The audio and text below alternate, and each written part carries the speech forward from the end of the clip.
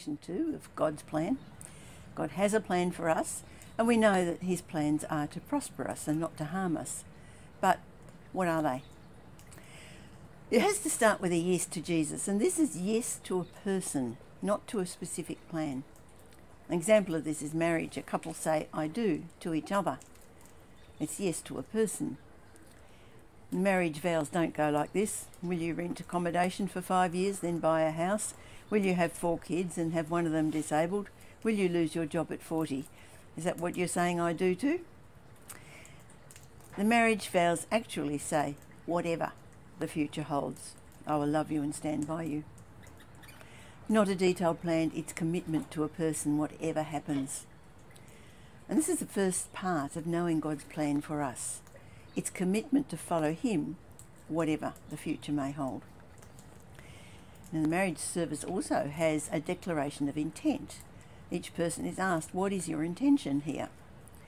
And it says, will you love, comfort, honour and protect them, and forsaking all others, be faithful to them? So it's yes to a person, but it's no to everybody else. And it's the same with Jesus. When we say yes to Jesus, we are saying no to everything that's not of him.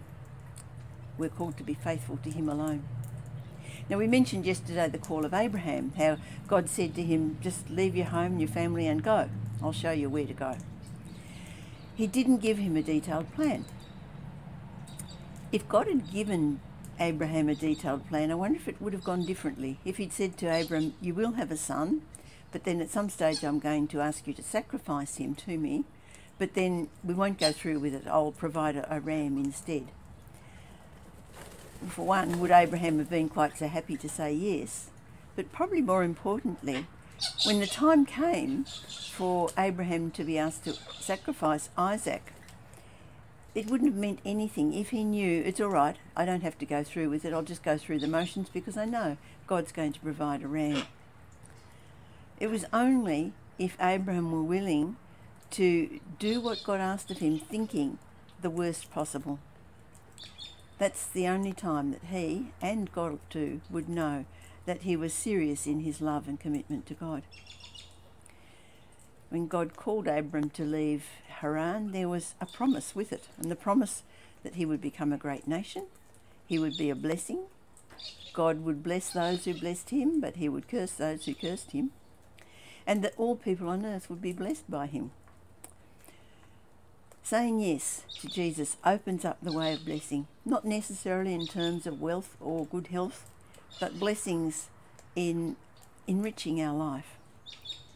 Abraham certainly went through difficult times, but his yes enabled God's plan to come to fruition of bringing Jesus into the world.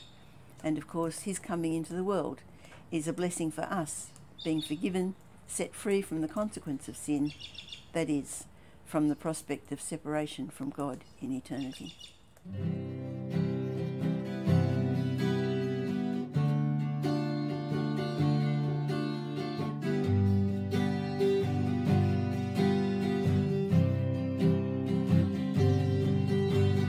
Come to me, I'll set you free, I never fail. If you believe and walk with me, you will prevail. Give me all your trials, give me your travail.